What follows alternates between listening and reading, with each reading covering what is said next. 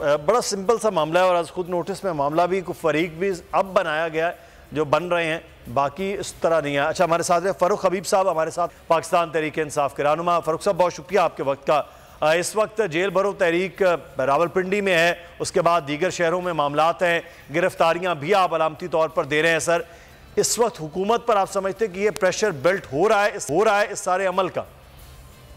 देखिए, ये जो जेल भरो तहरीक है, पहली बात तो ये है कि इससे ये लग रहा है कि लोगों का खौफ खत्म हो गया है। लोगों ने खौफ के बुत तोड़ दिए।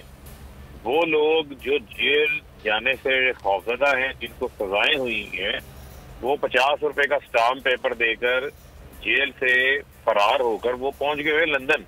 4 साल से तो नवाज शरीफ मुस्लिमों की तरह बैठा हुआ है आकर वहां पर लंदन में। तो यहाँ पर तो कोई खौफजदा ही नहीं है, कोई डर ही नहीं रहा, जेल जाने से कोई खौफजदा नहीं है।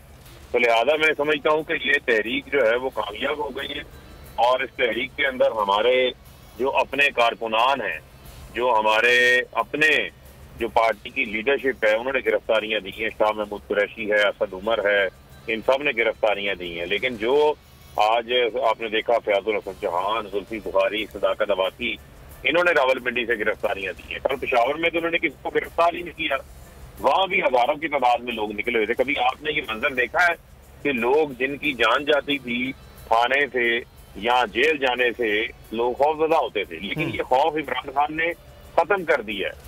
अब ये इम्पोर्टेड हुकूमत ने जो महंगाई की है, जो लाकानूनियत है, जो इंसानी हकूक की खिलाफ वर्जी है, आज महंगाई का डाटा आया है, आज रिकॉर्ड आया, रिकॉर्ड के मुताबिक 42% महंगाई हो गई है हमारे मुल्क के अंदर।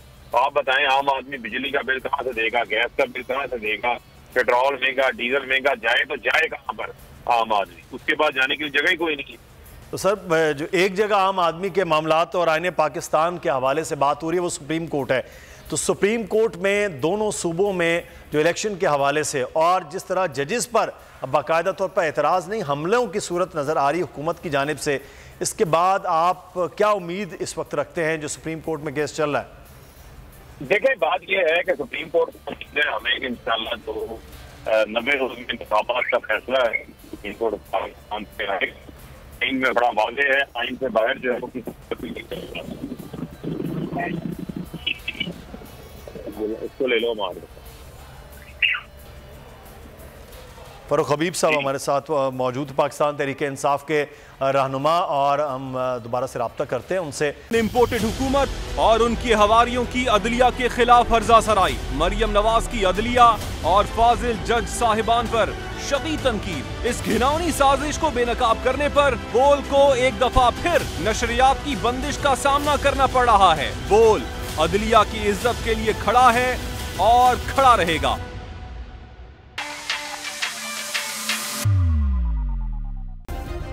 सब्सक्राइब करें और बेल दबाएं ताकि कोई खबर रह न जाए।